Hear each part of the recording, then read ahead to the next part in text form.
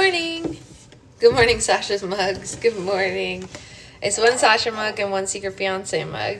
This is his mug that was gifted to him by his niece for Christmas. She's such a sweet baby. What a sweet girl. She's 12, so she picked out all the presents herself this year, and that was very cute. Very, very cute. She's going to be on the cruise with us. What? Olivia? What about it? Oops, shit. Oh, well, whatever. Oh. Yeah, that's a very common name. Anyway, she bought you this this cup, and I was saying she's a very sweet girl, and she got to pick out her own presents this year because she's 12, so she got to pick what she wanted to give to who and get it with her money and everything, Nice. It was nice, but she's going to be on the cruise with it. That's your sister's name? Oh, that's sweet. It's a great name. It is a great name. It's a great name.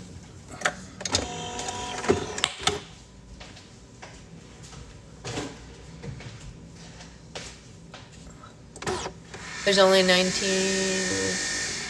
Yes. That's true. That's a good point, Becca. That's a very good point. There weren't very many people when I said it. That's a very good point. But also, you can't see her, and there's a million Olivias in the world. Literally. Actually, my first intern's name was Olivia also.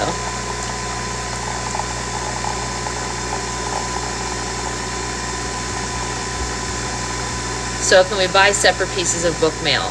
Yeah, actually, that's an interesting question that multiple people have asked me at this point, and I need to just list the pieces on the book page today because a lot of people were like, oh, I want the other, that's funny, Amanda, I want the other bookmark, or I want the other sticker, or whatever like that, or I want to gift them to somebody, but I just want to get them the regular book on Amazon, or whatever like that, and that's totally fine. So I think I'm going to create a pack of the three, so I'll make a thing that's book mail options, and then in the drop down it will be all Edward, all Emma, mixed, you know what I mean, that kind of a thing.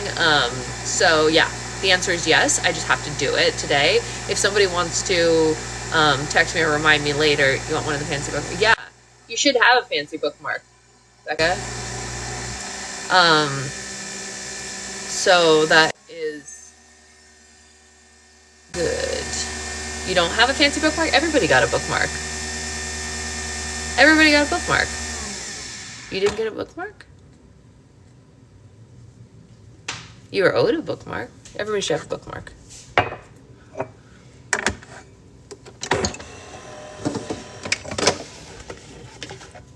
Oh, I see what you're saying. I see.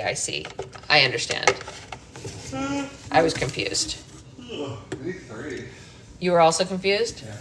Wow. Hey, Tiffany. I actually love seeing everyone opening their book mail. Oh, but your book actually did show up, that means, Becca. So your mail really did come, and it didn't come to me. That's fantastic.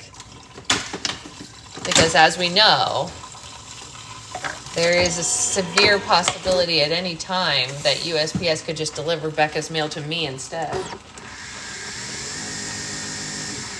Remember?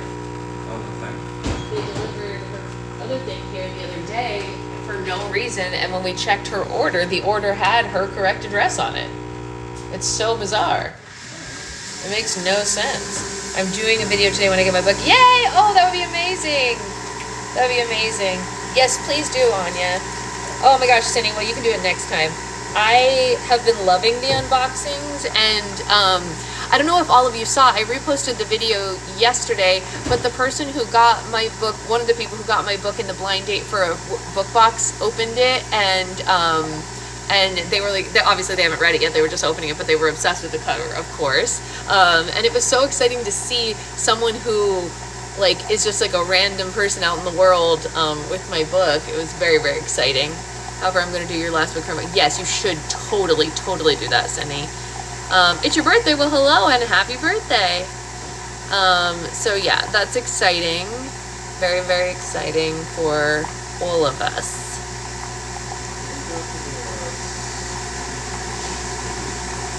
Definitely in here, and this definitely didn't get run last night. Uh-oh. Bad Sasha. I also forgot. Oh my God, I love that. Is there a way to watch reposted videos? I'm not sure if it's still up on my stuff, but if it's not, remind me later, Anya, and I can link everyone because it's in my tagged videos. I managed to keep the package intact. It's so cute. Oh, yay! Yay, yay, yay. Hooray! Oh my gosh, you're on the bus to go on your trip? That's so exciting. There you go. Raven is going on an epic trip to Italy, and I failed her by not sending her my recommendations because I got overwhelmed with life, but she knows I love her anyway. But it's a very exciting day that she gets to go on an epic trip to Italy. She's on the bus to the airport to go to Italy. Exactly. There's a really good Chinese place in Florence you have to go to. Liar.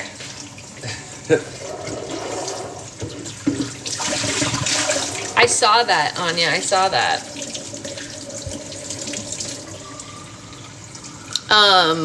The most amazing pizza place in Florence is a tiny literal hole in the wall called Borgo della Pizza. So if you go to Florence, look up Borgo della Pizza. It's just a pizza place on Borgo Street, but it's called Borgo della Pizza. And it's like smaller than the slime room. No, yeah, it's not true. He lied. He's never been to Florence. Don't listen to him. No. Borgo della Pizza is real though. Best Chinese. And it's the best pizza in the entire world. Best pizza in the whole world. What cities are you going to? That's very funny, Becca. Here you go. This is for you. I left the milk up for you if you want it. Tis behind you.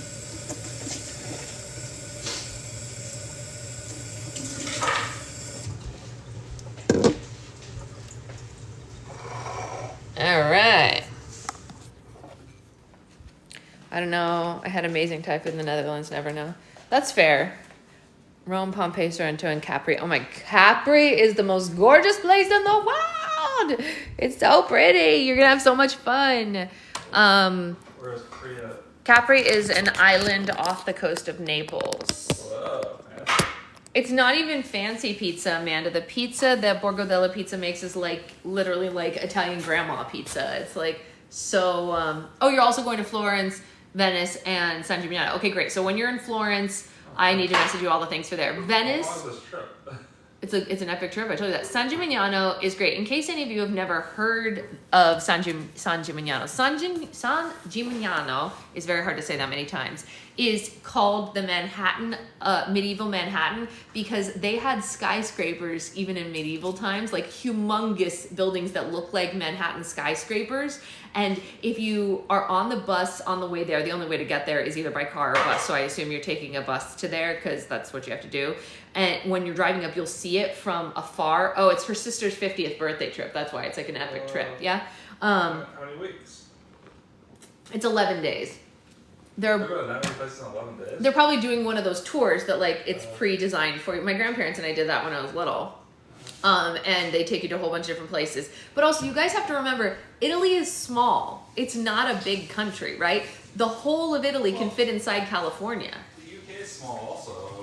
We still, Yeah, you can choose to do it that way, obviously, you know, but if you've never been before and you want to hit a bunch of the famous places, this is a way to do it, you know.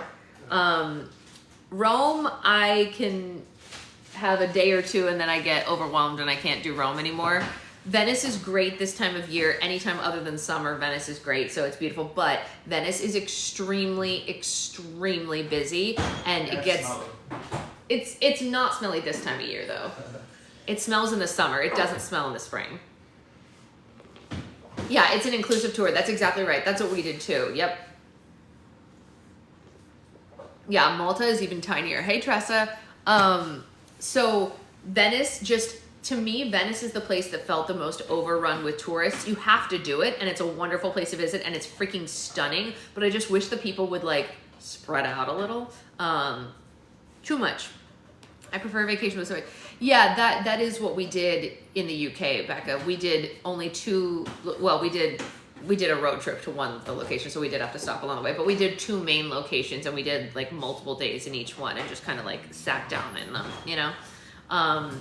Our time on the Isle of Skye, where we just like had a home base Airbnb and like lived there for a little while, was one of my favorite things I've ever done in my life. So that was exciting. Hey Liz,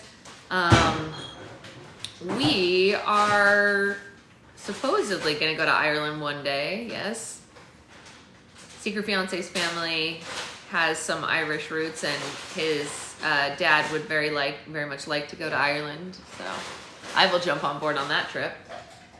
You have, Anya? That's awesome. No, probably not, Tressa. I don't think so. Yeah, hop in the suitcase with me, Becca. 2026, you're going to Ireland? Nice. Yeah, family trip for sure. I think if we went to Ireland without Secret Fiance's parents, they would be so sad. Right? I don't know. Your dad really wants to go. For a number of years and they've not gone, so I don't think they actually want to go. I think your dad wants to go. I think he just needs the like push. You know? They've had a lot going on, you know, so. I don't know. They can do whatever they want. They have all the time in the world. Yeah, I guess being retired is that. I'm going to Liverpool this year, not as fun, but it's my first time leaving it. Really, Grace? That's awesome. When are you going? And for fun, or like what made you choose Liverpool? We went both south, north of Italy. It was interesting here, both sides of the politics. Yeah, for sure. This is your sister's bucket list trip. Yours is the UK. That's fair. That's totally fair. I think we are gonna smoothie dance here in a second, and then we will read. Oh, there's a space conference in Liverpool, and Grace is going. Whoa! So cool. Very funny, Liz. There's nothing there to see. Liverpool in England? Yeah, there's nothing in England, in Liverpool? There's a space conference? Try the fish and chips. Just don't try them. Will someone post the name of the pizza place so I can screenshot it? Yes, it's Borgo, Bourgo, Della, Della, Pizza. And here's the thing. So it is on the residential side of the river. Okay, so Florence is separated in half by a river like this, and you've got like the Duomo and the Galleria and like everything all over here, and like all the famous museums, and there's like a walk along the river. If you're walking sideways like this, like if the river's right here and you're walking, then there's 3 bridges that go across it, right? So there's one over here I can't remember the name of, and then you have the famous bridge, which is the Ponte Vecchio. That's where everyone is going to take you, like if you decide to go on any tours. The Ponte Vecchio it's called the Old Bridge, and the reason the Ponte Vecchio is famous is because it is the only bridge that survived the Nazis, and the reason it survived is because it has a secret tunnel in it that the Medici used to use to get from their palace on the residential side of the river over to church at the Duomo on the other side, so they didn't have to go in the rain, because much like me, they melt in water. And so they had a secret tunnel in it, so the Nazis kept that bridge because it had the secret tunnel. And so it's like a famous bridge because it survived the war, essentially, and it's the only one that did of the 3 bridges. The others all had to be rebuilt, and they all have statues on them, on the other ones that fell down, that were at the bottom of the river, that had to be excavated and put back, and that's why they kind of look like a little worse for the wear. We're gonna smoothie dance, then I'll tell you the rest. Go ahead. Smoothie dance.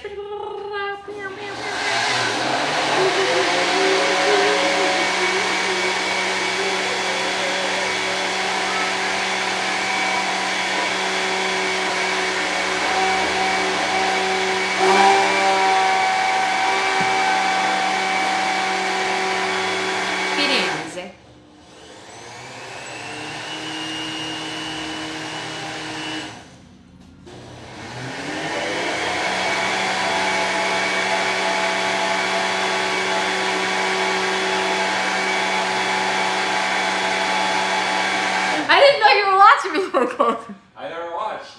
I got to watch this time. It's very exciting. I just had a thought. I was like, does she actually smoothie dance? And then I turned around to do it. It was awesome. I loved it. I loved every second of it.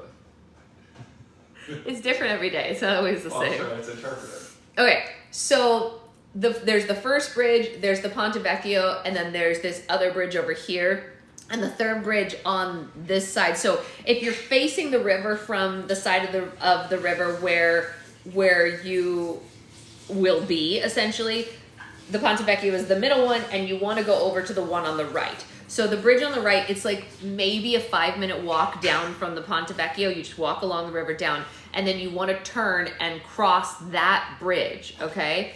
And that's true, Becca. You cross that bridge, and you'll know it's the right bridge because literally right on the other side of that bridge, there's a gelato shop immediately there, and it's a good one. You can go to that gelato shop. I can't go, but I took all of the people who ever came to visit me there, and they all loved it. My brother went like 3 times. And then you have to go down 1 block, okay? You're going down 1 block, and if you look up that block, you'll see the apartment that I lived in. It's at the top of that block, and then you turn, okay? You just turn down, not the block that the gelato shop is on. The gelato shop's right here, and all the trash cans and everything are right here. Don't turn there. You don't want the street along the river. You want the next block. The very next block, you turn right, and you have to walk forever. You're basically walking forever until you get to Borgo. Obviously, that's the street that it's on, and it's on the right side. It's a tiny place. You will miss it if you're not looking carefully because it's small. Thank you so much. This looks amazing. Welcome. What are you looking at? Fluffy dog. Fluffy dog. Very, very cute dog, actually. Yummy. So even if I knew every street you're talking about, I had 0 chance I could follow this. That's really funny.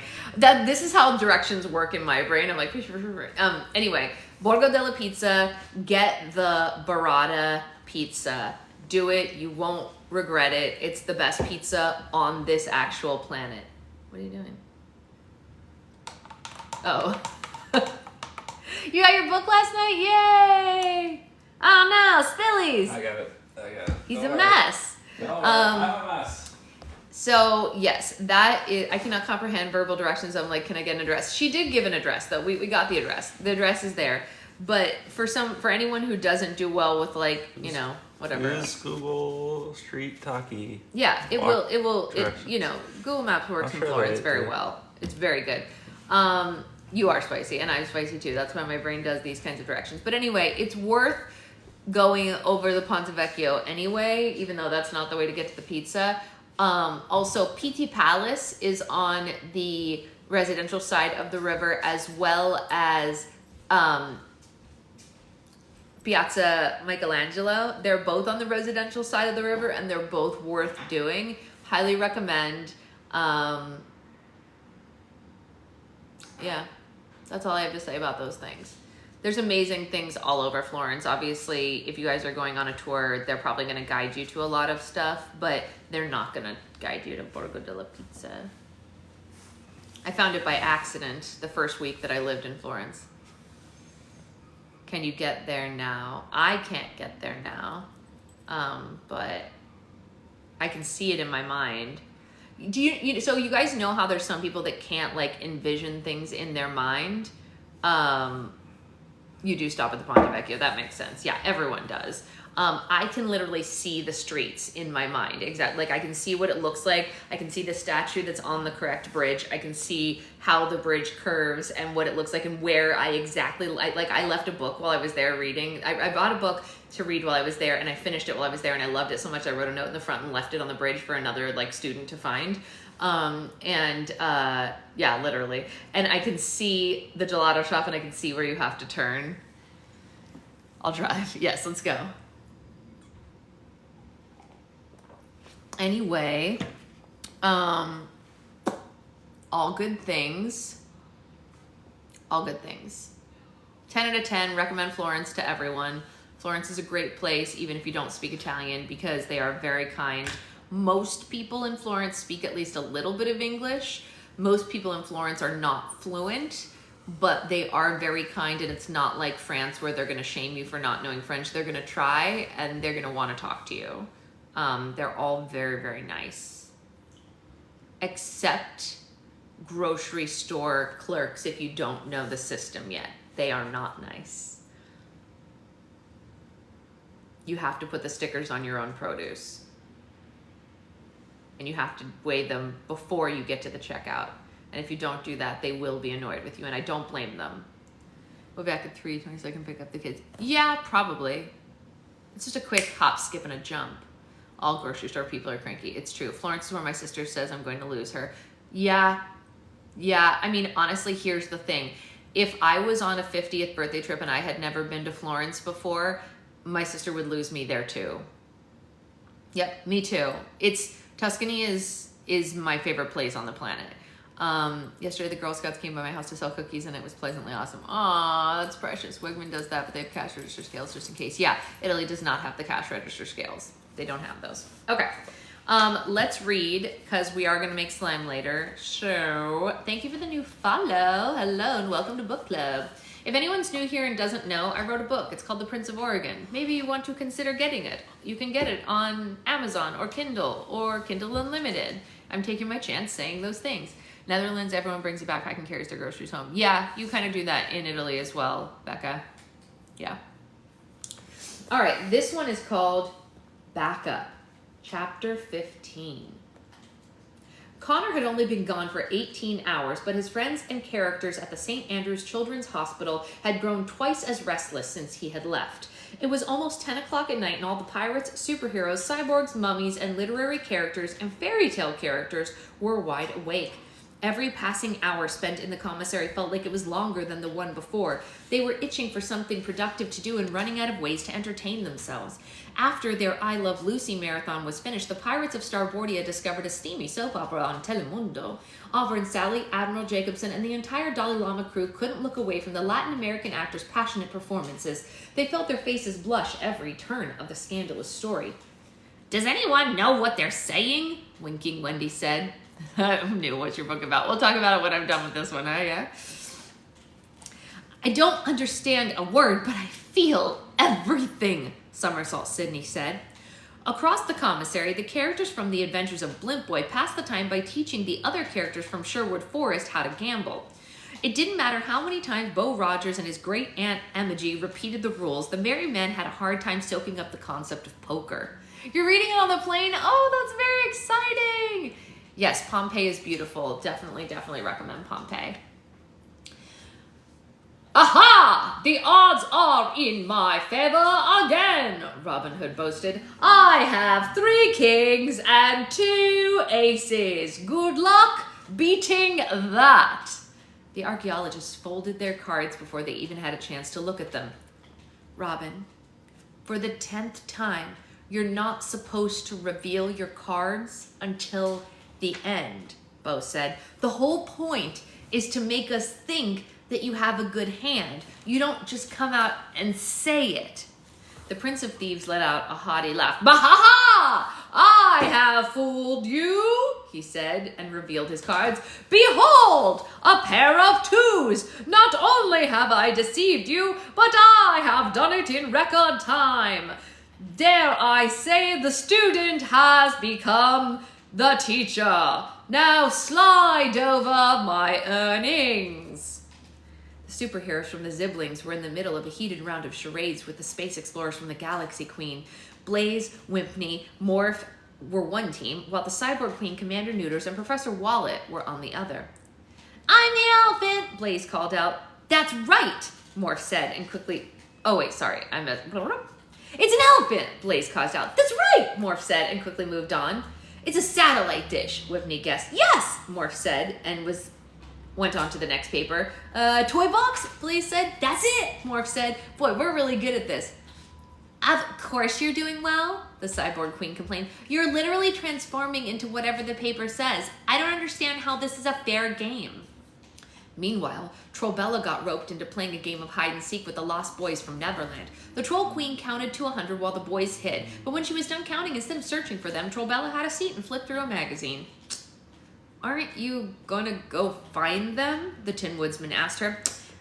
"I was, but I had an epiphany," Trollbella said. "If I want boys to stop playing games with me, I have to stop playing games with boys." "Even hide-and-seek?" the Tin Woodsman asked. "Especially hide and seek," Trollbella said in all seriousness.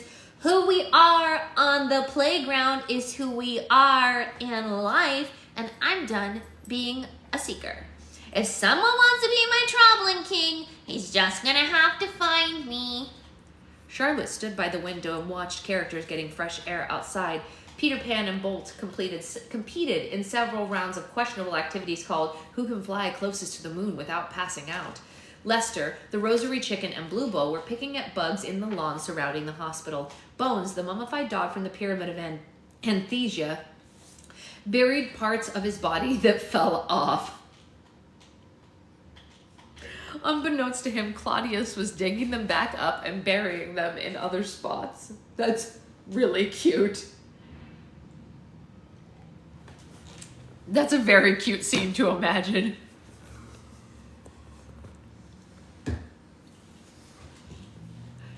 The bliss worm inched up a tree and hung upside down from a branch and blew Charlotte a kiss goodbye, and then its soft body slowly hardened into a cocoon, which was very surprising since Connor had never mentioned anything about it having metamorphosis.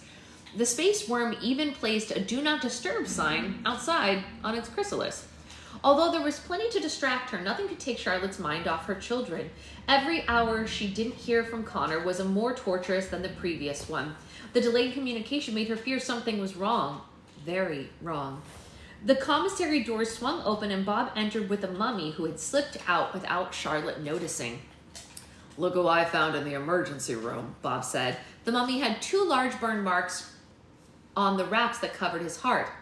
"What happened to his chest?" Charlotte asked. "Yeah, well, apparently 2 paramedics found him roaming the parking lot," Bob said. "They checked his pulse and took him to emergency right away. The nurses were trying to revive him when I got there. I had to make him sign a DNR to get them to stop." "He must have walked right past me," Charlotte said. "I've been trying to keep everyone stimulated while we wait to hear from Connor, but there's only so much they can do, you know? Things are just dull when you... But you know things are dull when the dead start wandering off." "Don't be so hard on yourself. You've got a lot on your mind," Bob said. "Speaking of which, any word from Connor?" "Nothing," she said with a heavy sigh. "I've tried calling a dozen times, but no one's answering. I know I worry about them constantly, but I can't fight the feeling that something terrible has happened. For the first time in as long as I can remember, I feel like they both just need me." Bob and Charlotte were distracted when the pirates from Starboardia started moaning at the television. "What's going on?" Charlotte asked. "Some lady came on the screen and interrupted our show," Fish Lips Lucy grumbled, "and Maria was just about to catch Jose being unfaithful." Bob and Charlotte glanced at the screen to see that what they were talking about. President of the United States, Catherine Walker, was sitting at her desk at the Oval Office about to give a national address. "That lady is the president," Bob said. "She only comes on TV when something important is happening." "But it's past midnight on the East Coast," Charlotte said. "What could be so important?" "Beats me," Bob said. "Turn it up, guys." The pirates turned up the volume and everyone in the commissary gathered around the television. The characters outside could tell something was going on and came to see what the big deal was. The bliss worm even peeked out from its cocoon. "My fellow Americans," President Walker said to the camera, "by now I'm sure you've heard about the many situations unfolding in New York City. There are many outlandish reports circling the news and social media, so let me present the facts and calm the frenzy. Early yesterday morning, a massive gas leak was discovered at the main branch of the New York Public Library. The local authorities were called to the scene and quickly ordered an evacuation of the surrounding area. After carefully assessing the damage throughout the day, the evacuation has now been extended to the entire island of Manhattan. I understand this poses an inconvenience of immeasurable proportion, but nothing, and I repeat, nothing, is more important than the safety of the American people. We assure you the situation is being taken care of by highly trained professionals, and there is no need to panic." Charlotte instantly began to panic. "She wouldn't be reassuring the country if there was nothing to worry about," Charlotte said. "Now I know I wasn't just being paranoid. Something has definitely happened. The twins are in danger." Just then, Charlotte's cell phone started buzzing in her pocket. She retrieved her phone and saw an incoming call from an unfamiliar number. Charlotte immediately answered the phone, praying that she'd hear the voices of one of her children on the other end. "Connor, is that you?" Mrs. Gordon, oh thank God, I finally got you. I've been trying to get a signal for hours, but there's a lot of people using their cell phones around here. At first, Charlotte didn't recognize the young voice, but she could tell that the caller was standing in a crowded area. Who is this? She asked. It's Mindy McCloskey, Mindy said. And Cindy Strutherbirds, Cindy added. And Lindy Lankins, Lindy announced. Wendy performed a quick snap-quick combo to announce her presence. Wendy Takahashi is here with us too, Mindy said. You're on speakerphone with the book huggers from the Willowcrest High School. Charlotte was automatically annoyed. Girls, I really don't have time to talk about whether or not Alex and Connor are interning at Area 51. You don't have to, Mindy said. We found Connor and he told us all about your family's secret. Mission accomplished. We're totally in the loop now. And boy, do you guys have a lot of drama to fill the weeks of talk shows or whatever. Wait a second. Did you say you saw Connor? Yes, Mindy said. We were just at the library with him and his friends. And by the way, don't believe a word anyone says about that gas leak. That is totally not what's going on. The news overwhelmed Charlotte, and she sat down. The pirates turned off the television so they could eavesdrop on our conversation. Where's Connor now? Is he with Alex, or is Alex with you? No. He and his friends went to find Alex, but we're not sure where they went, Mindy explained. Come to think of it, I'm not sure where we are either. After we crawled out of the abandoned subway tunnel, we got shoved into a bus by a police officer, and they drove us off the island. I think we're in Brooklyn, Lindy said. No, this is definitely Queens, Cindy said. Wendy pointed to a sign that clearly stated they were in Hoboken, but no one paid attention to her. Well, anyway, it's impossible to tell where we are, Mindy said. Anyway, this weird bridge thingy appeared in the library that leads directly to the fairy tale world, and I guess a bunch of witches came out of it earlier, and there's something worse coming soon. It's like a bad episode of Doctor Who over here. Connor asked us to call you and say they needed backup. He said you'd know what to do. Like a firefighter at the sound of an alarm, Charlotte hopped to her feet and began gathering her purse, Connor's binder of short stories, the fairy tale treasure, and the flask of the portal potion. We'll leave right away, she said. Thank you for calling, Mindy. You're welcome, Mindy said. Oh, and Mrs. Gordon, one last thing. My fellow book huggers and I will absolutely accept your apology for lying to us over the years when you feel it's an appropriate time to... Charlotte hung up the phone before Mindy could finish her sentence. She turned back to the others and saw that they were gathering right behind her, desperate to know the details of her call. Well? The Tin Woodsman asked. Connor needs us, Charlotte announced. I'm not sure how, but the witches have crossed into the other world and the literary army isn't far behind. We've got to get to New York City and stop them before they destroyed the city. The commissary erupted in celebration, not at the news of an approaching army, but because they were finally leaving the hospital. How are we going to get there? Bob asked. I've got some frequent flyer miles, but not enough for all of us. We don't have to worry about that, Bolt said. The Ziblings have a jet. Aunt Emma-G and I have a blimp, Beau Rogers said. The Cyborgs have an intergalactic spacecraft, Commander Neuter said. And we have the Dalai Lama, the fastest ship in the Caribbean Sea, Auburn Sally proclaimed. The characters scratched their head at the idea of taking a pirate ship across the country. Sally, New York City's 3,000 miles away, Charlotte explained. You can't get there by boat. Oh, yes, you can, Peter declared. We'll make the ship fly with fairy dust. I have just enough left to make it soar. And once we sail into the skies of New York City, we'll rescue Tinkerbell from the miserable Captain Hook. We'll defeat the Wicked Witch of the West and free the Winkies and the Flying Monkeys from her spell, Bluebeau said. We'll dethrone the Queen of Hearts and perhaps earn a heart of our own, the Tin Woodsman said. We'll burn the ugly witches at the stake, but keep the attractive ones alive, Robin Hood said. We'll save Butterboy from the clutches of the Brie monster, Tobella said. Sorry, I meant from the bad guys. Charlotte appreciated the character's spirit, but she knew that they were wasting time. All right, enough declarations, she said. Let's go save the world, but before we go, someone needs to grab the bliss worm. Morena was standing in the dwarf forest a few yards away from the bridge between the worlds. Earlier, she sent a crow to the Northern Kingdom with a message from the literary emperors, informing the literary emperors that the first phase of their plan was complete.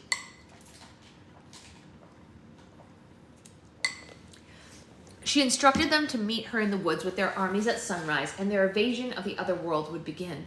Strangely, the witch had not received a response confirming that they got the message. Morena grew more impatient the longer she waited to hear back. Finally, a few hours after sending word, she got a reply, but it wasn't the response she was expecting. The ground began to rumble and the trees started to sway as something enormous moved through the forest. As soon as the sound of marching feet echoed through the woods, moving closer and closer to the witch. Soon the Wicked Witch of the West, the Queen of Hearts, and Captain Hook appeared in the distance with their entire army following behind. Thousands of Winkies, card soldiers, stood in two very neat rows behind their emperors. The Jolly Roger and its rambunctious crew drifted in the air above them like a giant balloon. The sky surrounding the floating pirate ship was filled with swarms of flying monkeys. The emperors led their army through the woods until they stood face to face with the witch. "Hello, Emperors," Marina said. "What a surprise to see you arrive so soon. I wasn't expecting you until sunrise. I hope you received the message with my instructions." The Wicked Witch, the Queen of Hearts, and Captain Hook exchanged a sly smile. "Your message was received, but we thought it would be best to respond in person," the Wicked Witch said. "Oh?" Marina said. "Is something wrong?" "Not at all," Captain Hook said.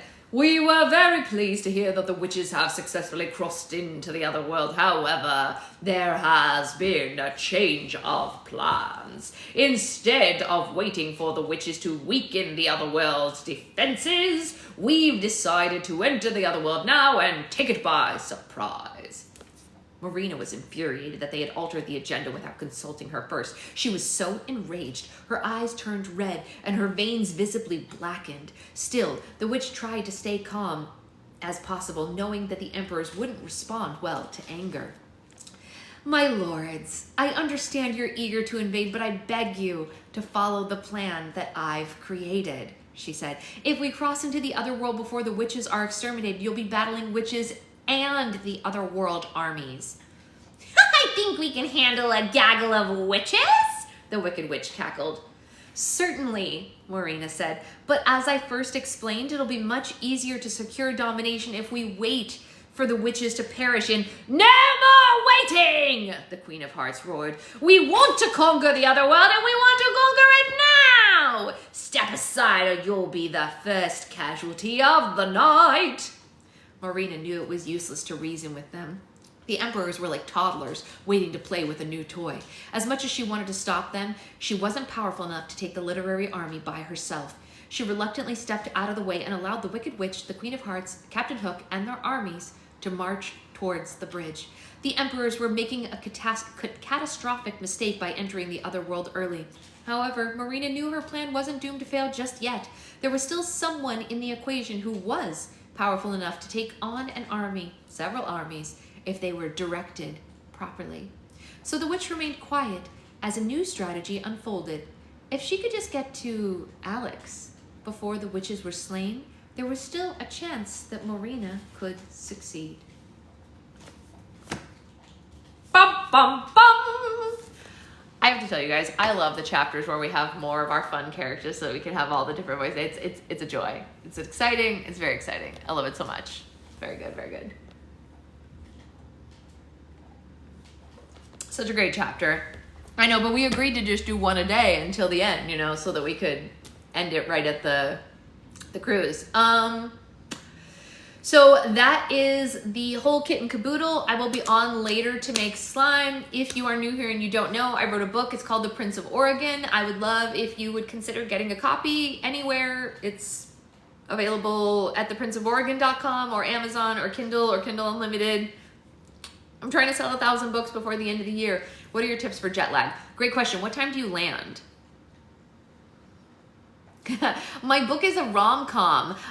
There are a ton of videos on Sasha Quinn Books about it, but it is the story of a prince in Europe who comes to Astoria, Oregon to reclaim the land for his father and his family. And hijinks ensue. Political intrigue, 1 p.m. Italy time. Ooh, okay. If you land at 1 p.m. Italy time, do not go to bed until 10 p.m. That is my tip. If you land at a daytime, you need to not let yourself sleep. Go to a cafe, grab a coffee, and just power through no matter how tired you are. What I always say is do not hang out in your hotel because you will sit down and you will want to sleep. Do not do it. Go out, walk around, enjoy the day, enjoy the night, get coffee, eat food, blah, blah, blah. We can't do it on my author account because I don't have 1,000 followers there, so I can't go live there, Becca. Taking 1 milligram melatonin 4 hours before you intend to sleep resets your clock quicker too. Oh, I didn't know that. Yet, yes. Yeah, if you haven't followed me on Sasha Quinn Books, please consider it. It will help me be able to do lives there and stuff like that, which would be cool. If you know anyone who likes rom-coms, please consider linking them to my page or my book. I would love that.